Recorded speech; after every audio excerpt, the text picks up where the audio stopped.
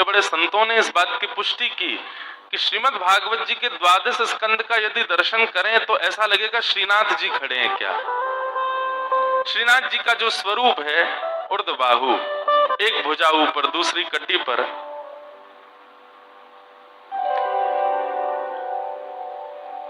जैसे श्री पंडरीनाथ भगवान के विषय में आज शंकराचार्य भगवान लिखते हैं कि पंडरीनाथ भगवान कमर पर हाथ रख के इसलिए खड़े हैं मानो वो हमको संकेत कर रहे हैं कि भाई जो मेरे आश्रय में है उसके लिए भवाटवी में, भवसागर में जल केवल कमर तक है।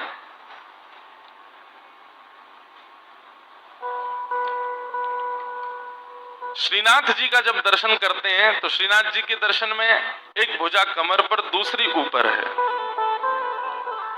तो मानो श्रीनाथ जी के स्वरूप में वही पंडरीनाथ भगवान आज्ञा कर रहे हैं, जो मेरे शरणागत हैं, भक्ति के पथिक हैं, वैष्णव पथिक हैं, उनके लिए तो जल कट्टी तक है, पर जो मेरे शरणागत नहीं हैं वह भी यदि मेरे वैष्णवों का संग करें या मुझ पर कभी भूल करके भी मेरे समीप आ जाएं तो डूबते हुओं को भी मैं उठा लेता हूं। ऊर्ध्वबाहु, तो एक भुजा ऊपर की ओर है, डूबते हुए को नीचे नहीं रखा जाता।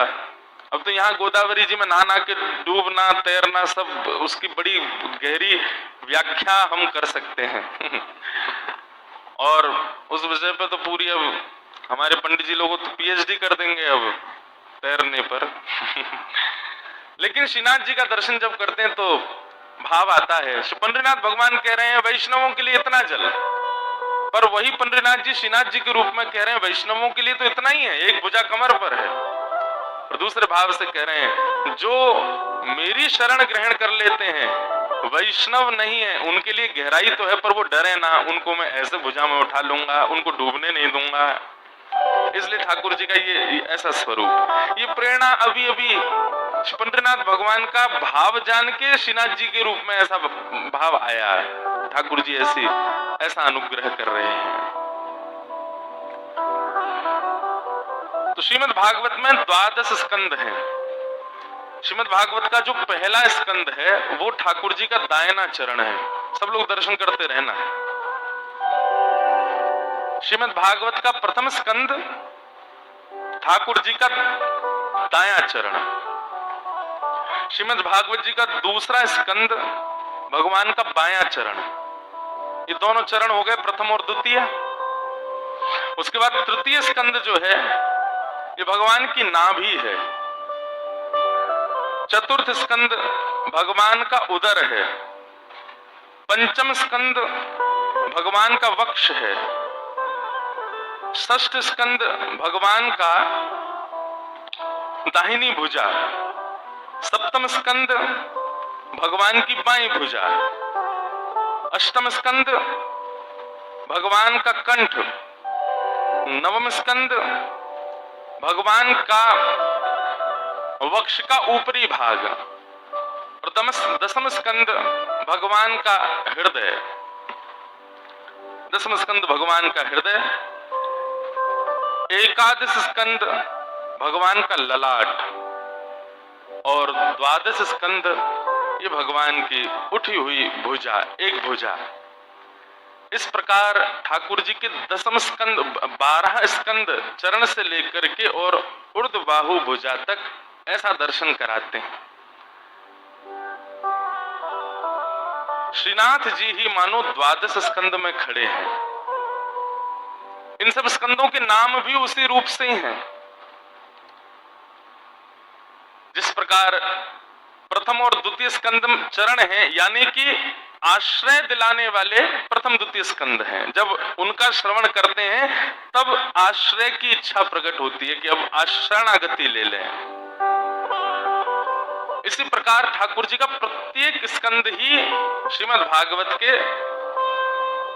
स्कंद ही भगवान के अंग हैं, और इन स्कंदों में जो श्लोक हैं ये ही भगवान के रोंकूप हैं, रोए हैं। इनके आश्रय में रह करके हम लोग विगत 1 महीने से मानो ठाकुर जी के प्रत्येक स्कंद और रोए कूपों में ही अभी भ्रमण कर रहे हैं। और यह भी अतीव है।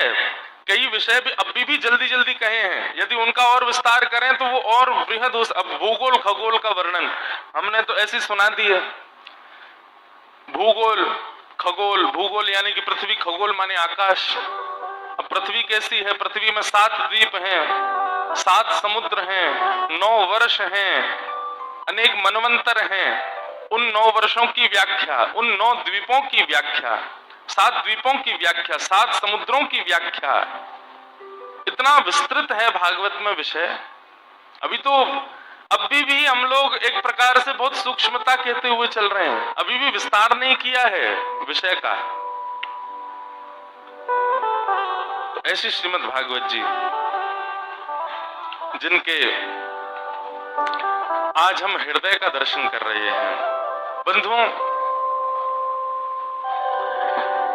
वैष्णव को प्रयास करना चाहिए कि भागवत में जो वर्णित स्तुतियां हैं ना,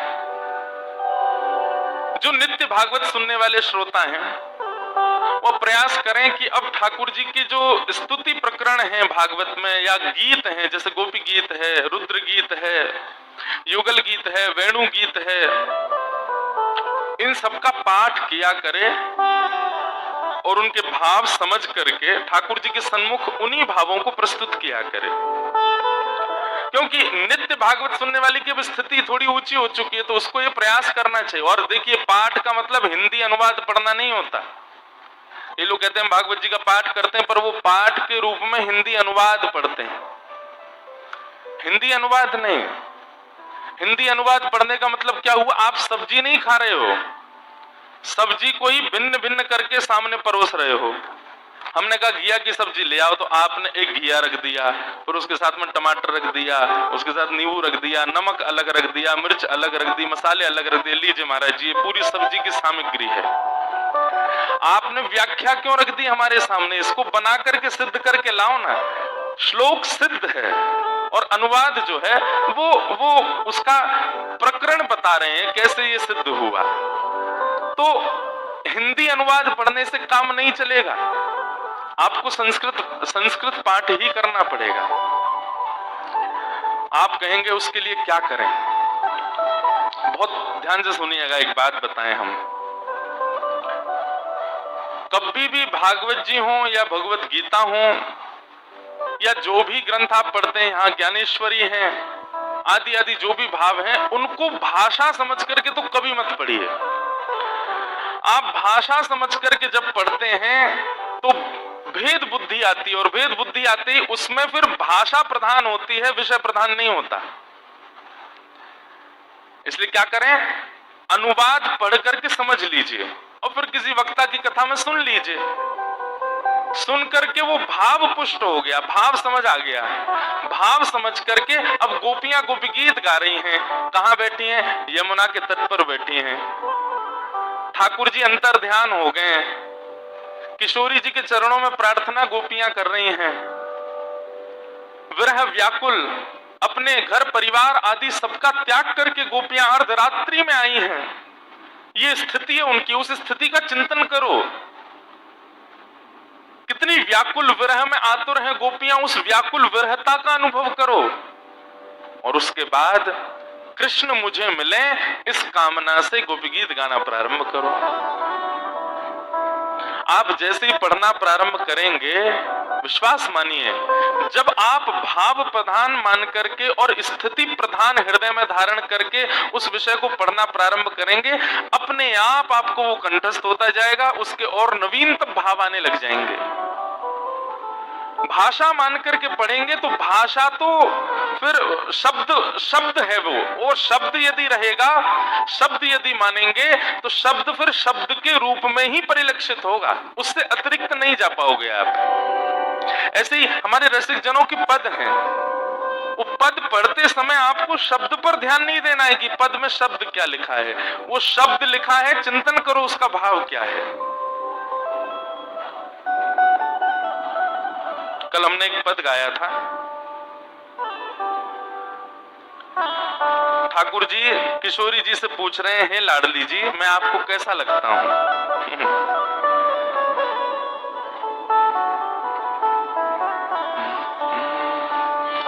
राधा राधा प्यारी तुम्हें लागत हूँ मैं कैसो। हे किशोरी जी, सब मेरी प्रशंसा करते हैं, सब बताते हैं कि मैं कैसा हूं। किशोरी जी भी कह रही हैं वेद आपका वर्णन करते हैं, पुराणों में आपके रूप का वर्णन किया गया, तो फिर हम तो का कुछ सुनना है आप। बोले भले ही वेद मेरा वर्णन करते हैं, भले ही बड़े बड़े विद्वान मेरा वर्णन करते हैं, सब वर्णन करते हैं, पर मेरी इच्छा तो आपने सुनवे की है ना। आप बताओ मैं आपको कैसा लगता हूं। श्री राधा रानी तुम्हें लागत हूँ मैं कैसो, बूझन की अभिलाष रहत मन। बूझन मतलब पूछने की। ठाकुर जी कह रहे हैं पूछने की अभिलाषा, पूछने की इच्छा तो बहुत होती है मन में, पर सकुच लगत मन ही मन सो। मन में एक संकोच आता है आपसे पूछने में, और संकोच के कारण मैं आपसे पूछ नहीं पाता हूं। लेकिन श्यामा जी मेरी बड़ी इच्छा होती है कि मैं आपसे पूछूं कि मैं आपको कैसा लगता हूं, क्योंकि आपके बगल में बैठे वालों एको गुण नहीं है मुंह में।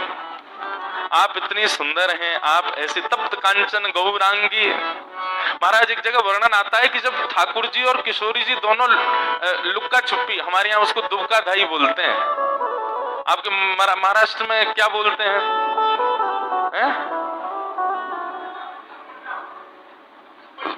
तपनटाव, लपनटाव, डाव, लपन डाव। वाह भाई, हम वृंदावन जाके किसी से बोलेंगे लपन डाव खेलना है। का कह रहो भैया, लपन डाव। तो ठाकुर जी और किशोरी जी जब दुबका धाई खेलते हैं, लपन डाव खेलते हैं। अच्छा, लपन मतलब दुबकना है, और डाव मतलब उसको जाके ढूंढना। वाह, लपन डाव। तो किशोरी जी और ठाकुर जी जब दोनों दुबका धाई खेलते हैं, छुपन छुपाई खेलते हैं, क्रीड़ा करते हैं, किलोल करते हैं कुंज में। अच्छा ये देखो, करते थे नहीं बोलना, कभी भी करते हैं आज भी।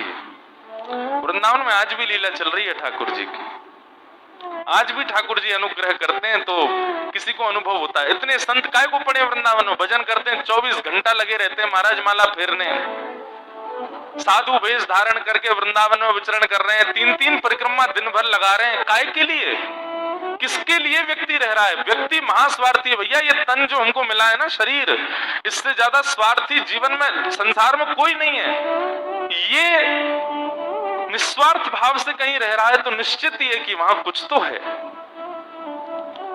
आप कहो भोजन की अभिलाषा, किसी को नहीं है वृंदावन में। संत महापुरुष ऐसे पड़े रहते हैं, कोई भोजन नहीं करता। सोने की अभिलाषा, कोई सोता नहीं है। माल मिलता है खूब, बोले कुछ नहीं मिलता वृंदावन में, ऐसे ही। अब तो भीड़ इतनी हो गई, वैसे ही कुछ नहीं होता। सब इतने अकिंचन भाव से वृंदावन में रहते हैं। क्यों? आज भी लीला चल रही है ठाकुर जी की। तो ठाकुर जी जब दुबका धाई खेलते हैं किशोरी जी के संग, तो पहले ही सखियां जाकर के ठाकुर जी से कह देते हैं सुनो। बोले हाँ, पहली बात जीतने की अभिलाषा से तो खेलियो मत। सखियां पहले ही ठाकुर जी को कह देती हैं जीतोगे नहीं तुम। मतलब ठाकुर जी यदि दुबकेंगे तो किशोर सखियां उनको पहले ही पढ़ा के भेजती, ऐसे छुपना कि किशोरी जी को मिल जाओ। ऐसे मत दुबक जाना कि तुमको किशोरी जी ढूंढ ही नहीं पाए, उनको श्रम हो जाएगा। अगर किशोरी जी को श्रम हो गया तो फिर देख लियो लाला। ठाकुर जी पहले कहते हैं अच्छा ठीक है, मैं ऐसा दुबकूंगा किशोरी जी को मिल जाऊं। कई बार तो ठाकुर जी जहां किशोरी जी खड़ी खड़ी गिनती करें ना, 1 2 3, वही पेड़ के पीछे ही खड़ी है जाए ताकि इनको मिल जाऊं मैं जल्दी। ये ज्यादा दूर में गई तो ललता विशाखा मोह पकड़ लेंगी, तो पहले ही उनको सिखा देते हैं, बोले ज्यादा दूर मत दुबकियो। और दूसरी बात, जब तुम्हारो ढूंढवे को समय आवे तो किशोरी जी प्रत्यक्ष खड़ी है जाए, फिर भी अनदेखो कर दियो, बोले मुझे मिली ही नहीं है, मैंने देखी ही नहीं है। वैसे कुंज निकुंज लीलाएं देखते हैं तो ठाकुर जी बड़ा अत्याचार करती हैं सखियां सब। उनको पहले ही कह दिया जाता है कि आप हारने के लिए ही कुंज में आए हैं, जीतने की तो अभिलाषा रखना ही मत। तो मैं निवेदन ये कर रहा था कि किशोरी जी का स्वरूप कैसा है। तो एक निकुंज लीला में वर्णन आया कि किशोरी जी एक दिन दुबकादाई खेल रही थी, तो पीत पुष्पों का वन था, पीले पुष्पों का वन, उसमें जाकर के किशोरी जी खड़ी हो गई।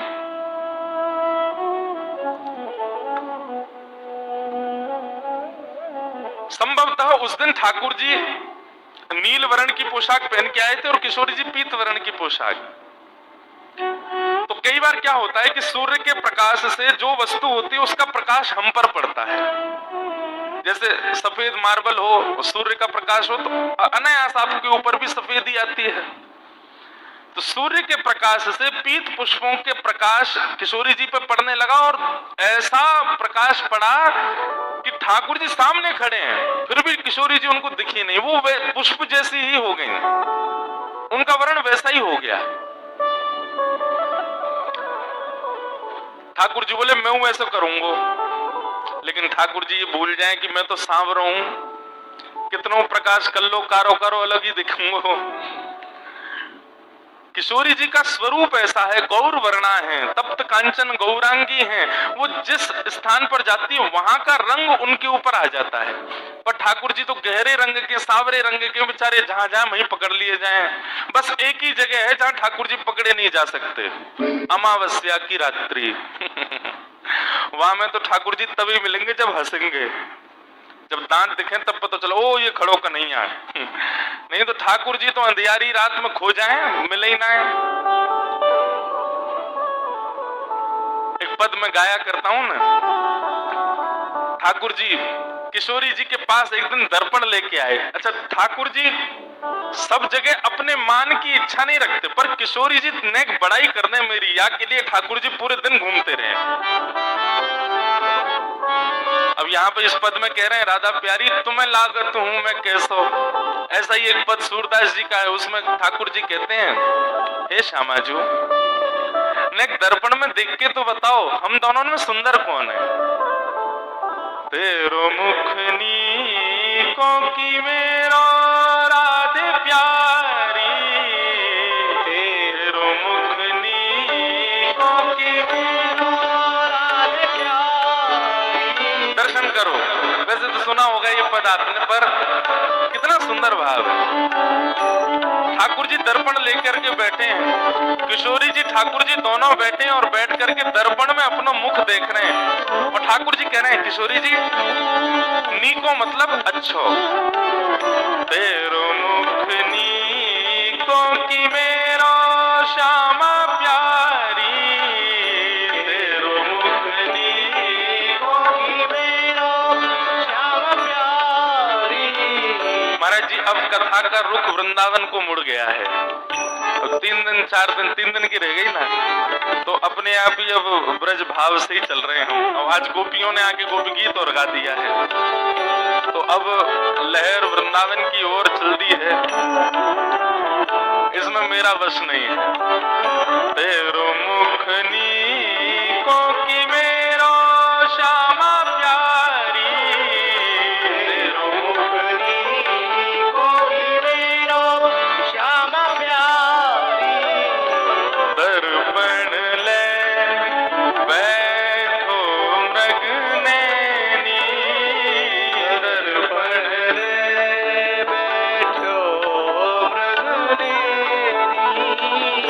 साची कहो वृष भानु दुलारी, साची कहो वृष भानु दुलारी, साची कहो वृष भानु दुलारी, साची कहो वृष भानु दुलारी। अच्छा एक बात, जितने लोग भी अपने ठाकुर जी की सेवा करते हैं, ठाकुर जी की सेवा में 3 चीज जितनी जल्दी हो सके उपस्थित करो।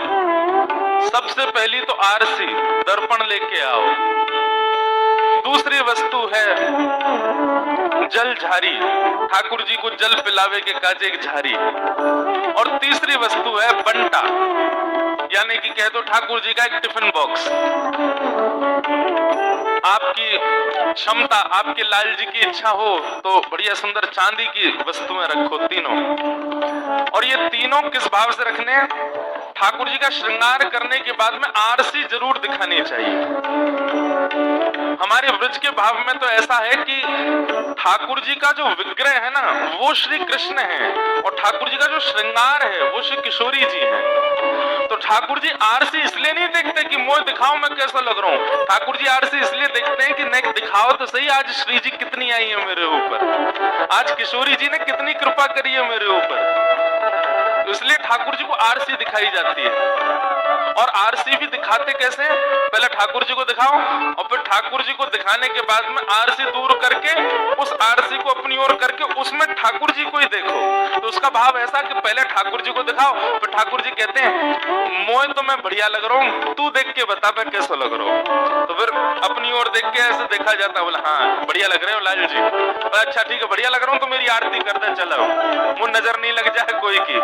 इस भाव से आरती करते हैं हमारे यहाँ। ठाकुर जी स्वयं कह रहे हैं मुझे कोई की नजर ना लग जाए तू मेरी आरती कर दे।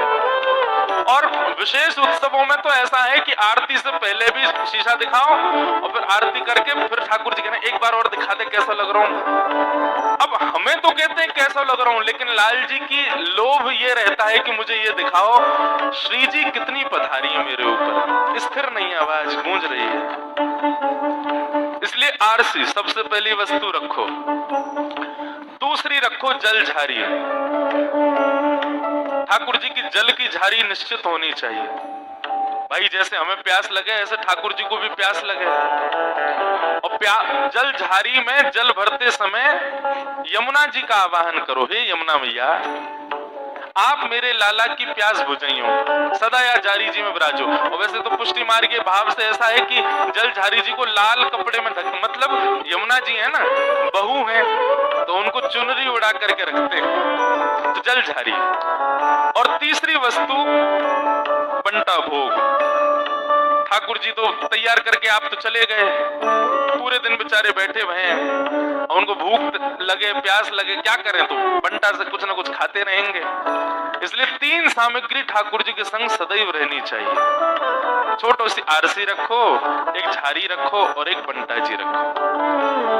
और जब कहीं सफर पर जाओ तो आरसी जी को श्री जी के भाव से रखना है, ये किशोरी जी हैं। झारी जी को यमुना जी के भाव से रखना है ठाकुर जी के पास, खाली करके, खाली झारी। और बंटा जी को यशोदा जी के भाव से। और तीनों से प्रार्थना करनी है कि अभी हम सफर पे हैं, बीच मार्ग में हम भोग नहीं लगा पाएंगे, हम जल नहीं पिला पाएंगे, हे यमुना जी, हे यशोदा मैया, हे श्री जी, आप लाल जी के संग रह के उनकी जो इच्छा हो वो पूर्ण करते रहेंगे। उससे फिर आपके मार्ग में जो भी सेवा का प्रकल्प है वो यमुना जी और श्री यशोदा जी पूर्ण कर देती हैं, श्री जी पूर्ण करती हैं। तो ये तीन चीजें जरूर रखो और ठाकुर जी को नित्य आरसी दिखाओ श्रृंगार के पश्चात। तेरो मुखनी को की मेरो श्यामा प्यारी, तेरो मुखनी को की मेरो श्यामा प्यारी, हमसे कहो तुम ही क्यों ना देखो,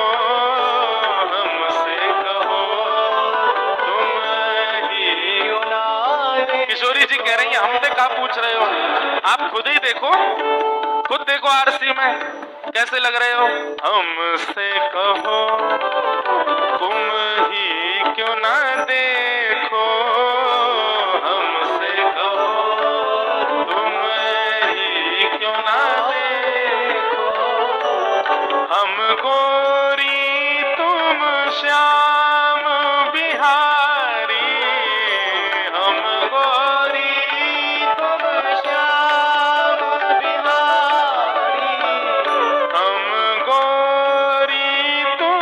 श्याम बिहारी,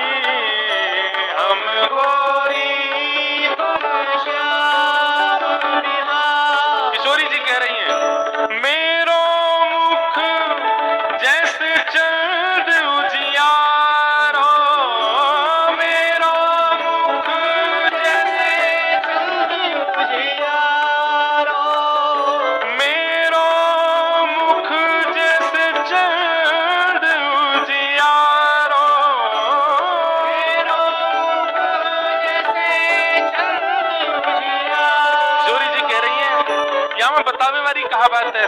हे श्याम सुंदर, हम गोरी तुम श्याम बिहारी, हम गोरी हैं तुम कारे कारे हो, और मेरा मुख तो ऐसे है जैसे कोई चंद्रमा।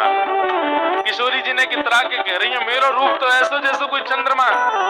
ठाकुर जी बोले तो तुम चंद्रमा, तो मैं तो सूर्य से कम थोड़ी हूँ, मैं तो सूर्य के समान हूँ।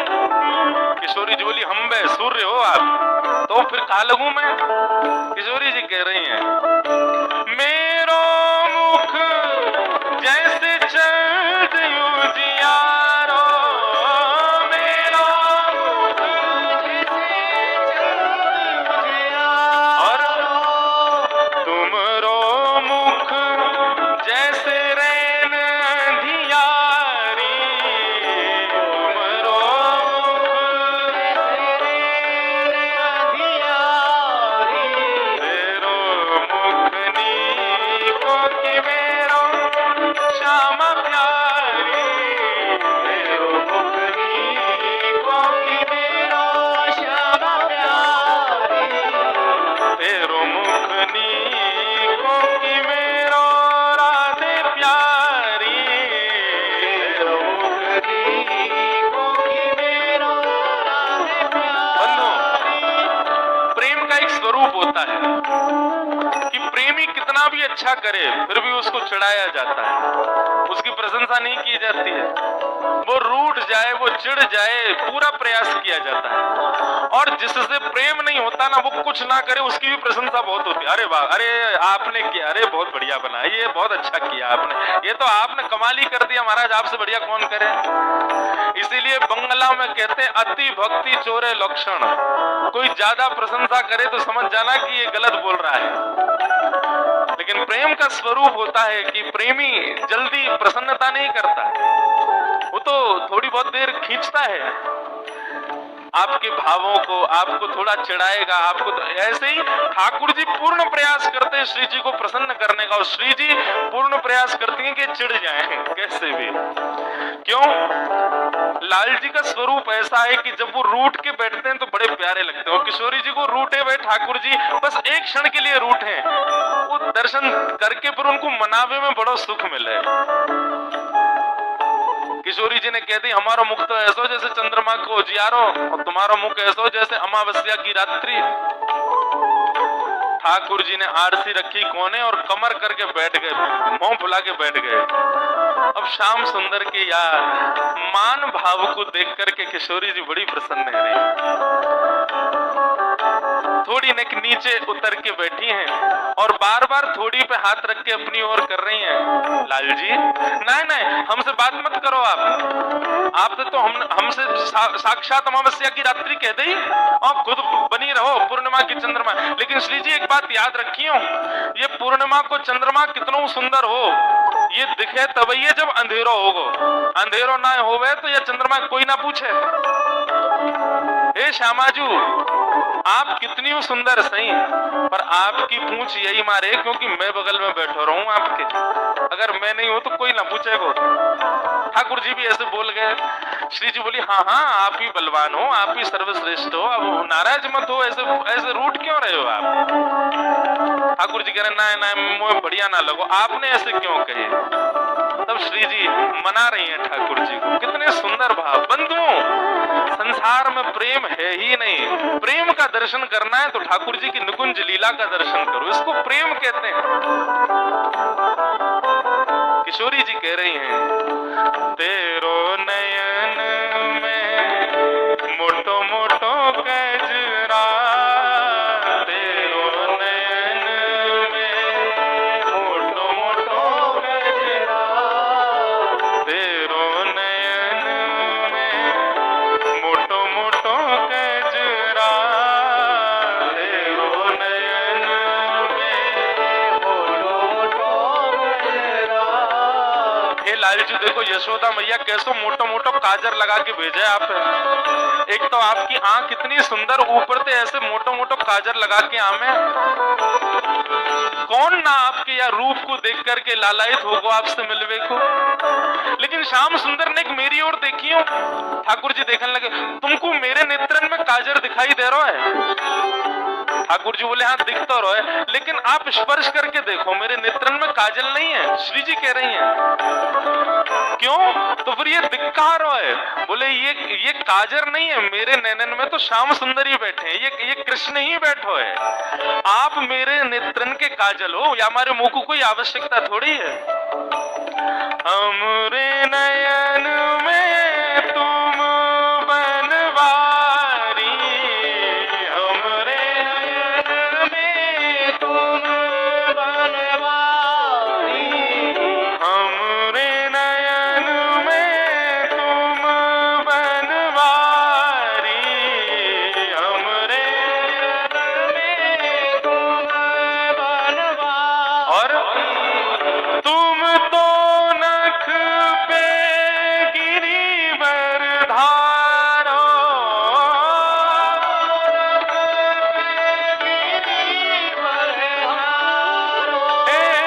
तुम तो नख पे गिरिवर धारो,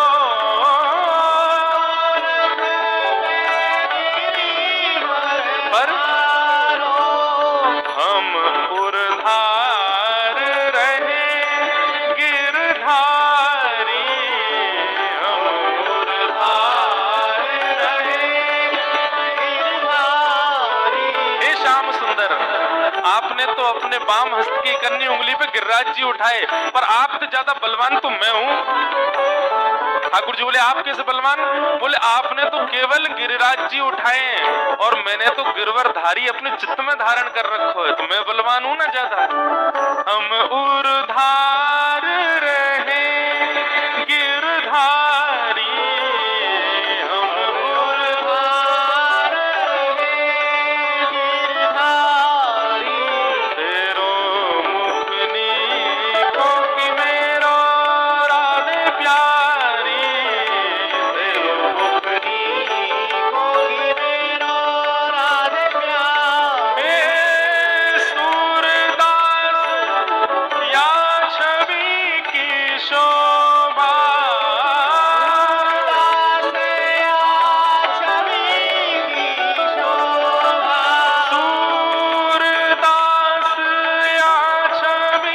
की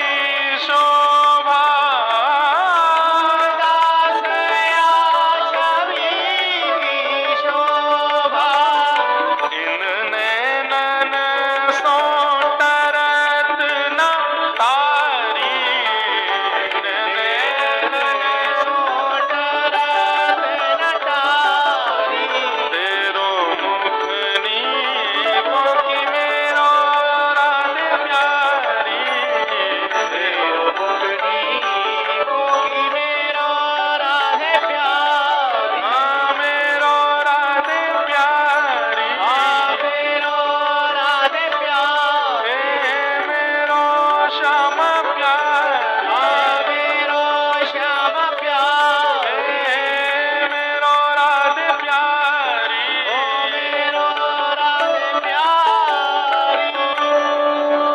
और श्री जी की दो बातन को सुनकर के ठाकुर जी मान जाएं, ठाकुर जी रीझ जाएं, उन्हीं के है जाएं। बस इतनी बात कहिए, देखो आपके आंखन में तो काजल लगो और मेरी आंखन में आप लगे हुए हो। बस इतना सुन के तो मुस्कुरा गए।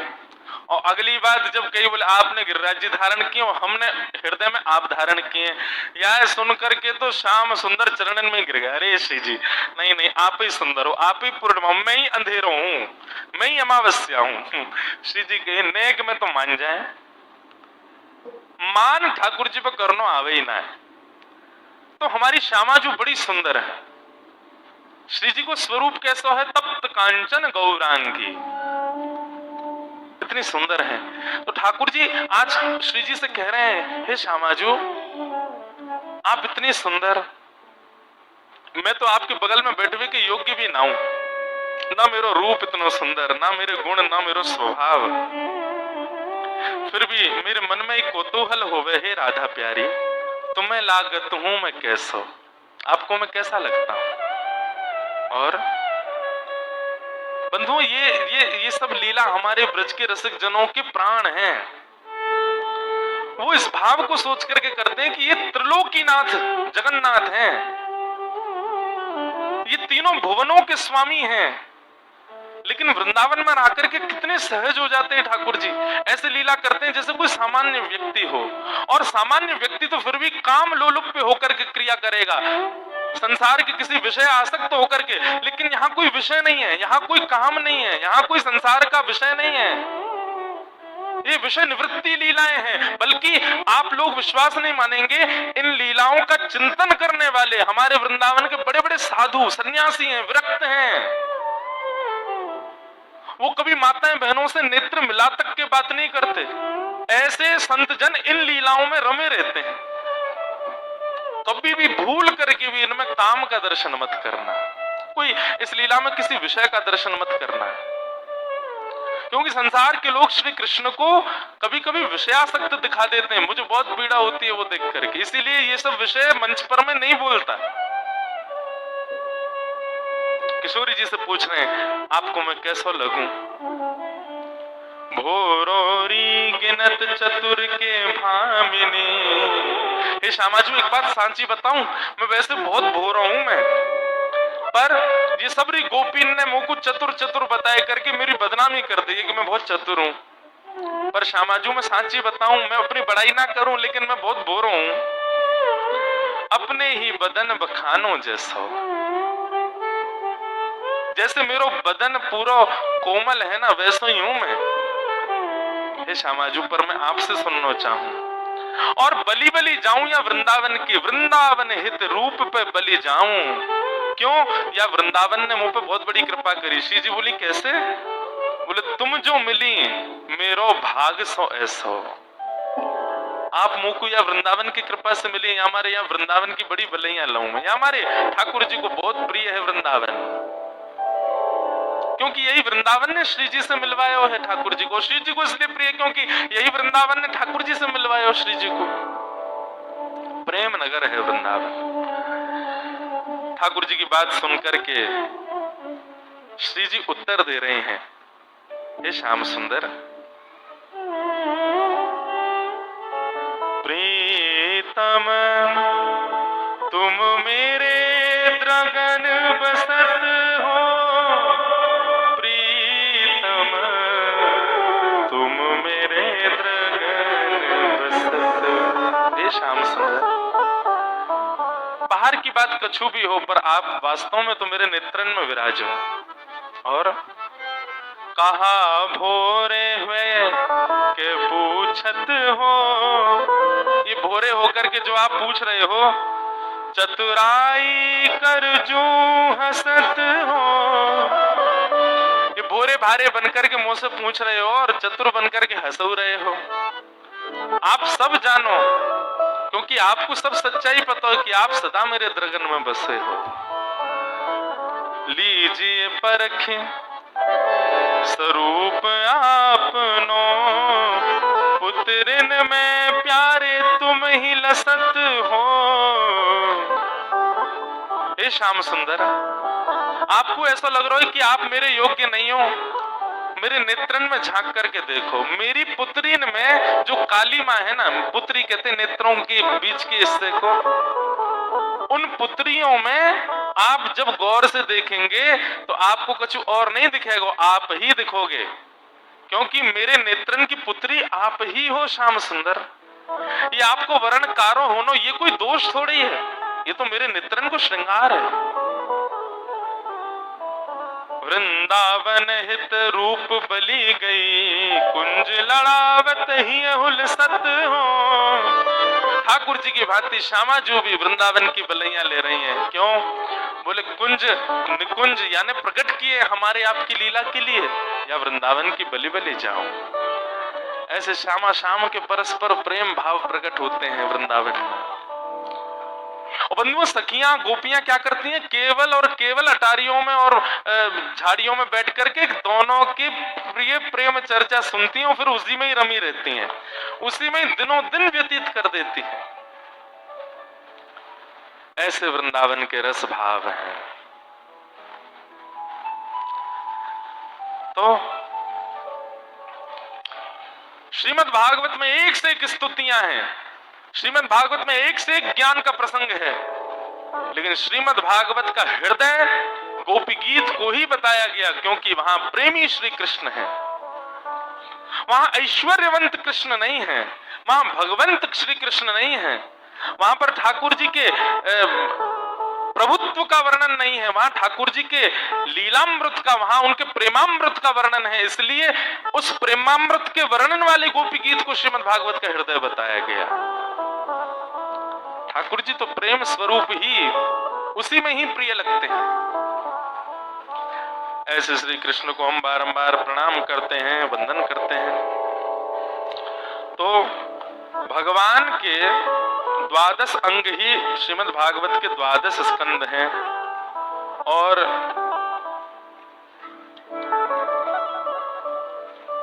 इन्हीं 12 स्कंदों के प्रत्येक स्कंद में जो वर्णित श्लोक हैं, यही भगवान के रों कूप हैं, रोए हैं, जिनका हम लोग श्रवण लाभ ले रहे हैं।